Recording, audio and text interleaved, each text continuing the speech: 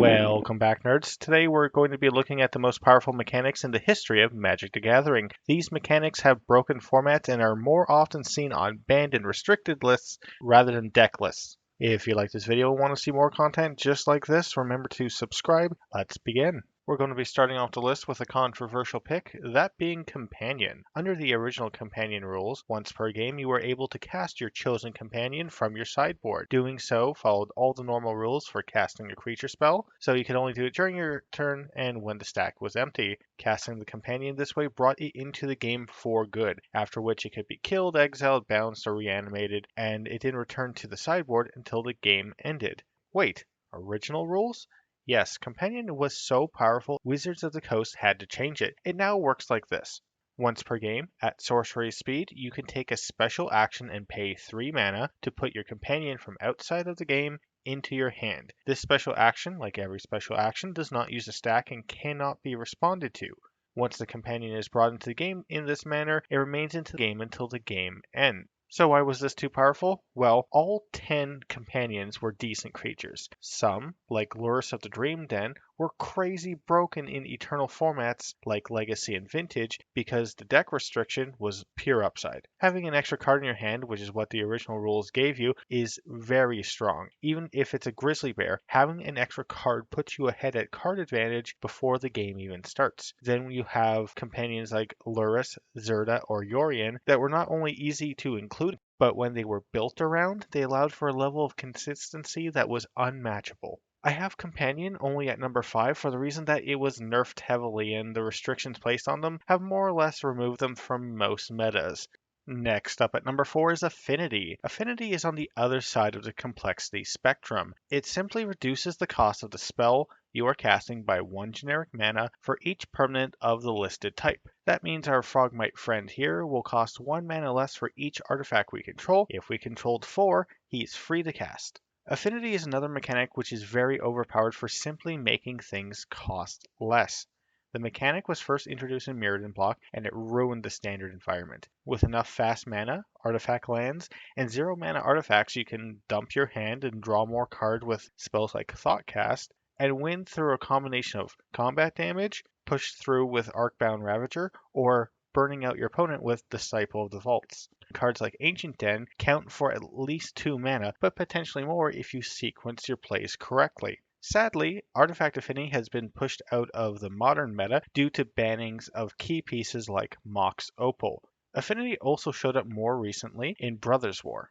Cards like Banquet Guests have affinity for food, Nahiri Forged in Fury, Rebel Salvo, and Oxida Finisher have affinity for equipment. It seems Wizards of the Coast has been able to bring back affinity and remove much of its power by simply putting more limitations on it.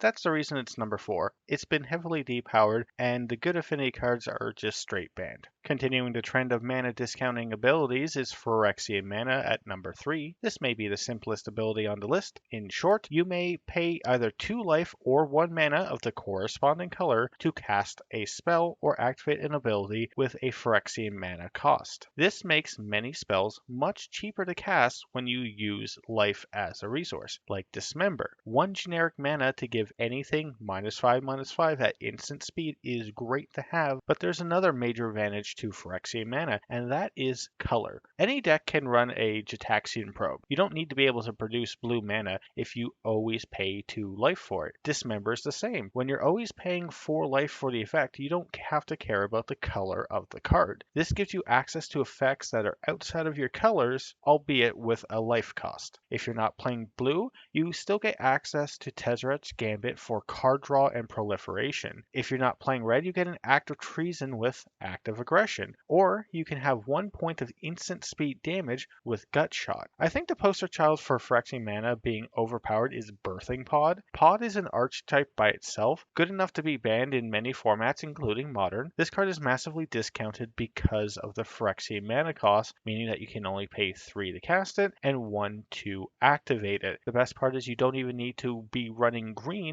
to be able to use Birthing Pod because you can always consistently use the Phyrexian Mana to pay 2 life for the card. Like Affinity and Companions, all the good Phyrexian Mana cards are banned in the respective formats where they would see the most play, and the rest are so underpowered that getting a 1 or 2 mana discount for 2 or 4 life simply isn't worth it. That's why Phyrexian Mana is number 3. The runner-up mechanic is Storm. Storm is a keyword ability that creates a copy of the spell when it's cast. It creates a copy for each spell cast before it during the turn, including opponent's spell. Storm is a ridiculously powerful ability when it is built around. Typically, cards like Manamorphose, Gitaxian Probe, and Ritual spells are chained together to increase the storm count. Then you play cards like Yawgmoth Bargain and Past in Flames to recast your spells to increase your storm count. The goal is to win by casting a spell like Grape Shot, Tendrils of Agony, Chatterstorm, or Brain Freeze to win the game in one turn. Storm is often derived as a solitaire-like playstyle. This is because individual turns in a storm deck can take a while to resolve, and they often end with simply winning the game. Many storm cards are banned in many formats. This is due to the consistency a win condition like Storm has. Eventually, you will amass enough spells to chain together a win. Any storm card printed that can win the game with damage, mill, creatures will usually hit a ban list in one of the Eternal formats. Storm is exceptionally powerful, but it isn't number 1 simply because of the bad Storm cards. You can't really win the game with 20 copies of Sprouting Vines, Wing Shards, or Reaping the Graves on the stack. The mechanic is busted only when you build around it and the payoff Storm cards are available. With that being said, it is still exceptionally powerful when it's built around.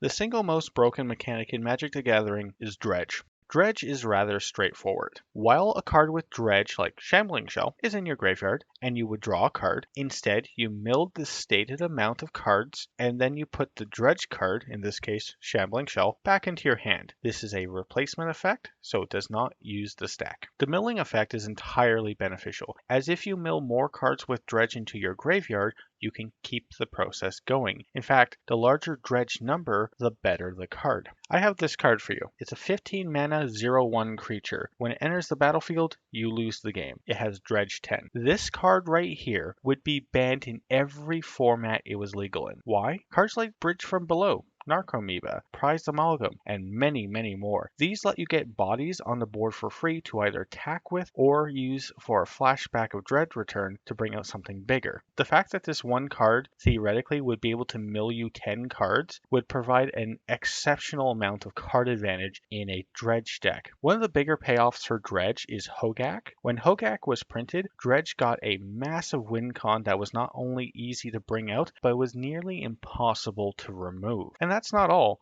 Life from the Loam is a sub-archetype of Dredge. It focuses around using lands for effects like Seismic Assault or retracing cards like Worm Harvest to slowly grind a win out of the game. This was actually my first modern deck. I love Loam builds. Dredge is so broken that any card with Dredge printed on it, even if the values are low, can see play. It's a self-contained engine of consistency, power, and it offers a vast array of deck variations as well. Well, nerds, that's it for today's top 5. What did you think? Is our mechanic more powerful than those listed in this video that I missed? Let me know down in the comments.